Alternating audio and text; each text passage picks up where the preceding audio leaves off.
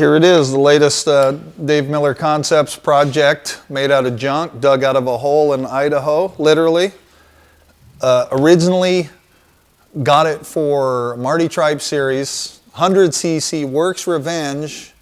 That was going to be certain year models previous. We're going to go have some fun with some old factory guys, race motocross on old stuff, not clear 80-foot triples, and drink beers and laugh about it.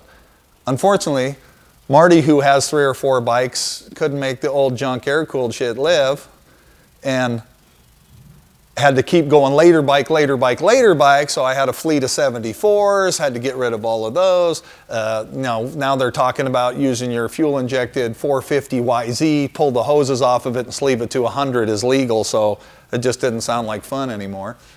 So I had this clean example of a 75 RH125, which was first year RM, total standout piece. Some guys who got stung by it will remember Bob Hanna appeared on this thing as a test rider for Suzuki and promptly took all the local big purse money and ruined everybody with fast Elsinores at the time with a 5-speed wide ratio pile lower end.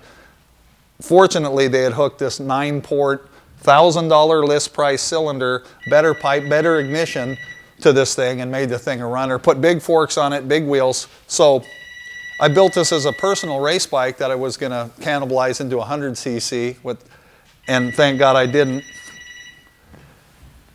And I'll just go over some of the junk we did just to make it look like what we call RH Suzuki 250, which, a little background on my deal, I like to only get involved with stuff that really influenced me coming up as a kid and early motocross. And we had US Suzuki right down the street from my mom's house in Buena Park, and they had Joel Robert's RH 250 sitting in the window, which got stolen out of there, and I'm pretty sure I know who has that, so that should pop up pretty soon. Maybe next time we'll be doing that. Anyway, so we put it in this livery with the see-through fenders, the opaque fenders, this badging on the tank.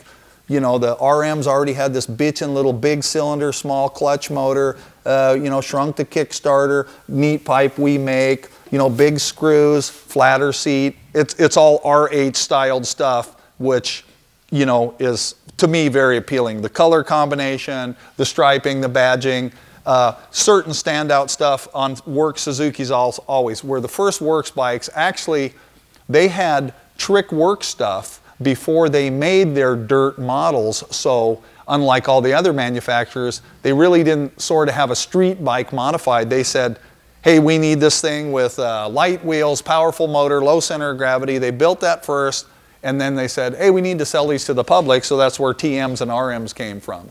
So if you're gonna have something you have to look at, I certainly don't want to look at a 400cz sitting in my office or none of that stuff. I don't care about that chiseled out of stone old early stuff. These are neat example of the lightweight, spindly, really styled cockpit, skinny tank, fat forks, big brakes, early work stuff that really, if you look at it, pretty much holds up today, in design and shape and all that. I stuck pretty much with all the RM stuff. I just did little tricks on the thing. The thing has all alloy bolts that are dished and thinned down like what a Works thing would have. A lot of aluminum fastener stuff. Just recontoured some stock parts to give them a more spindly, sort of factory look, shorten the Kickstarter. Plus the thing's 100% gone through. Engine's 100% race ready. Wheels, forks, everything's rebuilt. Seals, bearings, lapped, pressure tested. Dyno run. I won't tell you what that number is, but I was pretty impressed by it for its age. Kind of cheat a little bit on the wheels. Gave them the magnesium color with the machined edges, which is, like what the Works Suzuki's had. They actually took their wheels, and because of the whopping 6 inches of travel that Joel had, and as hard as he could ride that thing, it would rip the spokes from the flanges, so they would actually machine rings and press them on over the hubs. That's why the early Suzukis had the silver edge. That was actually a secondary stiffener. These things came with Acront wheels, which is really trick. 250 forks on this model, 35 millimeter, huge for the time. The